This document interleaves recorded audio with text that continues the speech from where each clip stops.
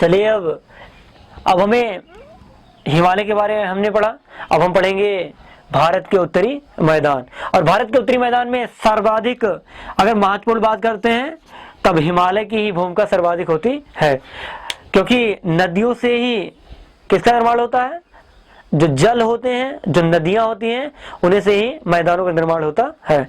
जिसके एग्जाम्पल में सबसे पहले हम देखते हैं पंजाब के लिए। अगर हम पंजाब की बात करते हैं तो यह 5 नदियों के बीच का जो 5 नदियां आती हैं, जिसमें मुख्य रूप से हम देखते हैं रावी, ब्यास, सतलज, झेलम तथा चेनाब। ये जो 5 नदियां हैं जिसे हम पंच नद कहते हैं, ये यहाँ पे अर्थात पाकिस्तान में आकर के मिलती हैं, परंतु ये इनका जो विस्तार क्षेत्र है किसी न किसी माध्यम से अथवा उनकी सहायक नदियों के माध्यम से पंजाब में होता है। इसी कारण से उनके जो नदियां हैं उनके बीच में जो क्षेत्र है उसी को हम क्या बोलते हैं, पंजाब। इसी प्रकार से एक शब्द आता है दोआब। यह शब्द जो है आपके लिए बहुत ही इंपॉर्टेंट है। दोआब का अर्थ होता है 2 नदियों के बीच का जो मैदानी भाग होता है, इसे हम क्या बोलते हैं, दोआब क्षेत्र। जिसमें उत्तरी मैदान में हम सर्वाधिक दोआब क्षेत्रों के ही बारे में देखेंगे, जिसमें मुख्य रूप से हम पढ़ते हैं गंगा नदी तथा यमुना नदी के बीच में जो दोआब क्षेत्र है, जिसमें मुख्य रूप से भारत का उत्तर प्रदेश राज्य स्थित है। यह मुख्य रूप से आप देखते हैं अधिक से अधिक आप सुन पाते हैं यहाँ पे गंगा नदी तथा यमुना नदी तथा उनकी सहायक नदियां सर्वाधिक मात्रा में पाई जाती हैं। चलिए हम अब देखते हैं भारत का उत्तरी मैदान। चलिए हम देखते हैं उत्तर का विशाल मैदान, अर्थात जो आप जानते हैं दिशा के ऊपर ये उत्तर भाग है, इसका विशाल मैदान। इसके बारे में हम थोड़ा देखते हैं। इसकी लंबाई है लगभग 2400 किलोमीटर के क्षेत्र में यह विस्तृत है। यह विश्व का सबसे बड़ा मैदान है। इसकी चौड़ाई, अगर चौड़ाई की बात करते हैं, इस तरफ इसका विस्तार देखते हैं तो लगभग 240 से लेकर के 320 किलोमीटर तक में इसका विस्तार पाया जाता है। अगर हम इसकी ऊंचाई की बात करते हैं तो यह लगभग 200 मीटर की ऊंचाई में स्थित है। अगर हम थोड़ा इसके मैप के बारे में देखते हैं तो अभी आपको बताया गया कि इधर का क्षेत्र क्या है, हिमालय क्षेत्र है, और आपको बताया गया इसके नीचे, इसके दक्षिणतम भाग में शिवालिक श्रेणी है, जहां से नदियां जो होती हैं अपना उद्गम स्थान बनाती हैं, और नीचे की ओर अर्थात ऊंचाई से आप जानते हैं जल वैसे ही आप छोड़ते हैं अगर, तो क्या होता है, जैसे यहाँ पे आप जल छोड़ते हैं तो जल क्या होता है, ऊंचाई से नीचे की ओर आता है, और नीचे की ओर आने के बाद एक क्या होता है, जब नीचे की ओर आता है बहुत ही तीव्रता से आता है, और तीव्रता से आने के बाद वहां की जो मिट्टियां होती हैं उनको क्या करता है, वो काट करके नीचे की ओर ले जाता है। आप इसका प्रैक्टिकल भी कर सकते हैं घर पे। जिस प्रकार से नदी आती है और नीचे की ओर जिस तरफ वो बहती है उस तरफ क्या होता है, वो अपने वहां पे जो निक्षेप होते हैं, जो अवसाद होते हैं, जो मिट्टियां होती हैं, उनको बहा करके नीचे की ओर ही अपने साथ साथ ले जाती है।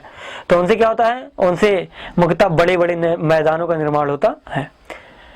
अगर हम भारत के उत्तर का विशाल मैदान की बात करते हैं तो इसके मैदान के बारे में हम मुख्य रूप से 3 नदी तंत्र पढ़ते हैं, अर्थात 3 नदियां और उनकी सहायक नदियों के बारे में। मुख्य रूप से उन्हीं तीनों नदियों द्वारा ही उत्तर का विशाल मैदान बनाया गया है। उन 3 नदियों और उनकी 3 नदियां हैं उनकी सहायक नदियों द्वारा। तो अगर हम इनकी बात करते हैं तो सबसे पहले हम पढ़ते हैं सिंधु नदी तंत्र। सिंधु नदी तंत्र। अब सिंधु नदी तंत्र में हम सिंधु तथा सिंधु की सहायक नदियां, जो पंजाब में अभी आपको नाम बताया गया, उनके द्वारा जो मैदान बनाया जाता है उन्हें हम सिंधु नदी तंत्र में रखते हैं। अब अगला बात करते हैं गंगा नदी तंत्र। गंगा नदी तंत्र। गंगा नदी तंत्र की यदि बात करते हैं तो यह सबसे विस्तृत नदी तंत्र है भारत में, क्योंकि इसी में गंगा तथा गंगा की सहायक नदियों द्वारा इस मैदान का निर्माण किया जाता है। अगर हम इसकी बात करते हैं तो सबसे पहले ऊपर की ओर यहां से इस तरफ से निकलती है उत्तराखंड से, तो ऊपर की ओर उत्तरी गंगा नदी तंत्र या गंगा का भाग, और उसके बाद मध्यवर्ती गंगा, और उसके बाद निचली गंगा का मैदान। तो अब अगर तीसरी बात करते हैं, तीसरी जो बात है उसमें हम पढ़ते हैं ब्रह्मपुत्र नदी तंत्र। ब्रह्मपुत्र नदी तंत्र, ये तीनों नदी तंत्र आपके लिए बहुत ही इंपॉर्टेंट है तथा भारत के विशाल मैदान के निर्माण के लिए तो सर्वाधिक इंपॉर्टेंट है। तो चलिए हम सबसे पहले अब बात करते हैं सिंधु नदी तंत्र के बारे में कि सिंधु नदी तंत्र क्या है, इसमें कौन कौन सी नदियां सम्मिलित हैं और मैप में उनको देखेंगे और किस प्रकार से मैदानों का निर्माण करती है। तो सबसे पहले हम बात करते हैं सिंधु नदी तंत्र की। नदी तंत्र, तंत्र का मतलब क्या होता है, जुड़ाव, अर्थात नदियों का जुड़ाव। आप जानते हैं परस्पर नदियां एक नदी दूसरी नदी से जुड़ी होती है, या तो नदियां नदियों से जुड़ी होती हैं या तो नदियां सागरों में जाकर के समाहित हो जाती हैं। तो सिंधु नदी की बात करते हैं। सबसे पहले हम सिंधु नदी की बात करेंगे तथा उसके बाद हम बात करेंगे इनसे जुड़े जो भी इनकी सहायक नदियां हैं उनके विषय में। चलिए अब हम देखते हैं सिंधु नदी तंत्र। सबसे पहले हम देखते हैं इसका थोड़ा मैप में देखते हैं। यह जो है राजस्थान से निकलती है और भारत के जम्मू कश्मीर से होती हुई पाकिस्तान में प्रवेश करती है। यह लगभग 2900 किलोमीटर है, परंतु भारत में बहुत ही कम मात्रा में ये पाई जाती है, अर्थात यहाँ से आप यहाँ तक देख पा रहे हैं, जो कि हिमालय क्षेत्र में पाई जाती है। और इसके बाद यहाँ पे क्या है, सतलज, और सतलज की सहायक नदियां जिसमें आपको बताया गया झेलम, चेनाब, रावी, ब्यास। तो सतलज जो है यह इसका विस्तार क्षेत्र है भारत में, इसी कारण से ये सतलज का मैदान, सतलज के मैदान के नाम से जाना जाता है। अगर इसकी हम बात करते हैं तो सतलज नदी का विस्तार पंजाब तथा हरियाणा, आप देख पा रहे हैं पंजाब तथा हरियाणा, यहाँ इस क्षेत्र में क्या है पंजाब और इस क्षेत्र में क्या है हरियाणा। तो पंजाब तथा हरियाणा में पाया जाता है, जहाँ पे बहुत ही बृहद मात्रा में जो मैदान है उस मैदान का निर्माण करती है। अब अगर हम बात करते हैं इस मैदान के बारे में, तो यहाँ पे क्या है, यहाँ पे कृषि उत्पादन के लिए यह मैदान बहुत ही उपयुक्त माना जाता है। और इसका जो दक्षिणतम क्षेत्र है, अर्थात थोड़ा इसके निचले भाग को हम देखते हैं तो जो है सर्वाधिक उपजाऊ नहीं, अर्थात इधर वाला भाग, इधर का जो भाग है वो सर्वाधिक उपजाऊ न होने के कारण ये जो यहाँ पे मरुस्थलीय भाग है, थार का मरुस्थल, उसके पास पहुँचती है और वहाँ पे बहुत ही कम उपजाऊ, वहाँ पे इसकी मात्रा बहुत ही कम होती है और यह ऊपर की ओर होती हुई आकर के सिंध में मिल जाती है, सिंध नदी में मिल जाती है। अब हम बात करेंगे गंगा नदी तंत्र के बारे में। अगर नदियों से संबंधित आपको वीडियो देखनी है तो आप नदी से संबंधित वीडियो जल्द ही प्राप्त कर लेंगे। चलिए अब हम देखते हैं गंगा नदी तंत्र, गंगा और गंगा की सहायक नदियों के बारे में। चलिए हम देखते हैं गंगा नदी तंत्र। आपको बताया गया गंगा नदी तंत्र का मतलब होता है गंगा अथवा गंगा तथा गंगा की सहायक नदियों द्वारा बनाए गए जो मैदानी क्षेत्र हैं उसी के बारे में हम पढ़ेंगे। सबसे पहले हम देखते हैं कि गंगा जो है मुख्यतः 3 भागों में इसका विस्तार पाया जाता है। सबसे पहले गंगा का ऊपरी मैदान, उसके बाद गंगा का मध्यवर्ती मैदान तथा गंगा का निचला मैदान। यहाँ पे आप मैप में देख पा रहे हैं जो गंगा है, सबसे पहले आप जानते हैं गंगा नदी, इसका उद्गम स्थान गंगोत्री ग्लेशियर से है। यह उत्तराखंड में एक स्थित है, उत्तराखंड से निकलती हुई तथा यह यमुना जानते हैं आप, यमुना इसकी सर्वाधिक सबसे लंबी सहायक नदी है और यह यमुनोत्री ग्लेशियर से तथा गंगा गंगोत्री ग्लेशियर से निकलती हुई दोनों ये आकर के इलाहाबाद के संगम में मिलती है। और इसी क्षेत्र को ही हम क्या बोलते हैं, दोआब क्षेत्र। अभी आपको बताया गया दोआब क्षेत्र क्या है, तो आप देख पा रहे हैं दोआब क्षेत्र क्या किससे निर्माण होता है इसका, गंगा तथा यमुना से। तो इस क्षेत्र में जो उत्पादन होता है यहाँ पे लगभग चीजों जो भी गेहूं, चावल, गन्ना आदि चीजों का सर्वाधिक उत्पादन हो पाता है। अब अगर हम इसके बाद इसका विस्तार, गंगा का ऊपरी मैदान जो है इसका विस्तार इसके उद्गम स्थान से लेकर के इलाहाबाद के संगम तक पाया जाता है। अगर हम इसके और इसमें मुख्यतः नदियों की बात करते हैं अगर हम, तो यमुना तथा यमुना की सहायक नदियां और गंगा। और उसके बाद मध्यवर्ती मैदान में हम देखते हैं इलाहाबाद से होते हुए पूर्वी उत्तर प्रदेश तथा यहाँ बिहार तक इसका विस्तार पाया जाता है। यहाँ पे मुख्य रूप से इसकी सहायक नदियां जो है घाघरा, गंडक, कोसी तथा सोन नदियां पाई जाती हैं, जिनसे क्या होता है, इनके विशाल मैदानी क्षेत्र का निर्माण होता है। यहाँ पे जो औसतन वर्षा होती है लगभग 150 सेंटीमीटर के लगभग होती है।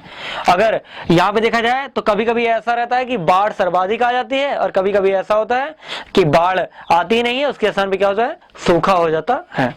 इसलिए यहाँ जो बिहार की कोसी नदी को बिहार का शोक कहा जाता है, या जो है बिहार का शोक कही जाती है, अर्थात बिहार में तिरछी मिर्ची से होते हुए और तथा बाढ़ के लिए सर्वाधिक उपयुक्त नदी जो है क्या है, कोसी या जो है गंगा के मध्यवर्ती मैदान में पाई जाती है। अगर हम बात करते हैं, अब देखिए गंगा की निचली मैदान अर्थात गंगा का अंतिम सिरा, गंगा जो नदी है या गंगा नदी तंत्र है, इसका अंतिम भाग देखते हैं।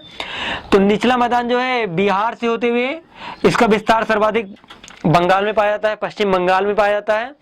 तो अगर हम निचले मैदान की बात करते हैं, यहाँ पे चावल तथा जूट की खेती होती है, इसलिए बंगाल में सर्वाधिक चावल की खेती की जाती है।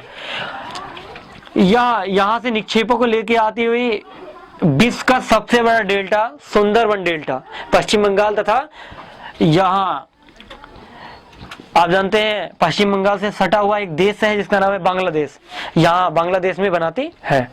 या विश्व का सबसे बड़ा डेल्टा है जहाँ पे सुंदरी नामक एग्रो वन पाए जाते हैं, इसलिए इसे सुंदरबन का डेल्टा कहा जाता है, जो गंगा तथा ब्रह्मपुत्र नदियों के संयोग से बनता है। अगर हम यहाँ की बात करते हैं तो जब गंगा नदी का प्रारंभ होता है तो इसे भागीरथी नाम से जाना जाता है, क्योंकि अलकनंदा तथा भागीरथी मिलकर के गंगा नदी का निर्माण करती हैं। और अंत में क्या होता है, इसका यह डेल्टा से कटने के बाद ऊपर की ओर बहती है इस तरह करके। तो ये भागीरथी के नाम से यहाँ पे जानी जाती है थोड़ा सा। और जब ये बांग्लादेश में पहुंचती है तो इसे पद्मा नाम कहा जाता है, अर्थात गंगा का बांग्लादेश में क्या नाम होता है, पद्मा। यह पद्मा नाम से बांग्लादेश में जानी जाती है तथा उसके पश्चात क्या होता है, यह आकर के बंगाल की खाड़ी में गिर जाती है। अब आपने देखा कि गंगा नदी और गंगा की सहायक नदियों द्वारा यहाँ पे आप देख पा रहे हैं, अर्थात अगर राज्य की बात करते हैं तो आप राज्य में क्या देखें, सबसे पहले उत्तराखंड, उसके बाद उत्तराखंड से नीचे आती है तो उत्तर प्रदेश, क्योंकि उत्तराखंड जो होता है उत्तर प्रदेश से ही मिलकर या उसी से निकला हुआ एक राज्य है।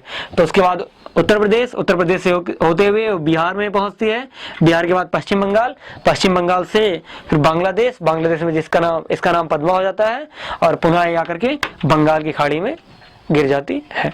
अब हम पढ़ेंगे सिंधु नदी तंत्र। इसमें आपको बताया गया, अगर ऊपरी मैदान की बात करते हैं तो इसमें आपको बताया गया कि गंगा के साथ साथ उसकी एक सहायक नदी जो भारत में सबसे लंबी सहायक नदी के रूप में जानी जाती है, यमुना, प्रयागराज, इलाहाबाद जिसे बोलते हैं, वो यहाँ के प्रयाग स्थल पे आती है और आपस में संगम का निर्माण करती है।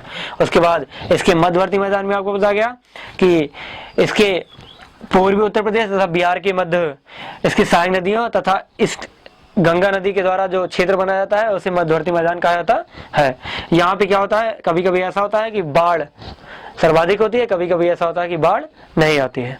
और उसके बाद आपको बताया गया गंगा का निचला मैदान, जिसमें आपको बताया गया कि इसका विस्तार क्षेत्र पश्चिम बंगाल में सर्वाधिक पाया जाता है, जहाँ पे चावल व जूट की खेती होती है। और उसके बाद यहाँ पे पश्चिम बंगाल में ही ये एक विश्व का सबसे बड़ा डेल्टा बनाती है, जिसे हम सुंदरबन डेल्टा कहते हैं।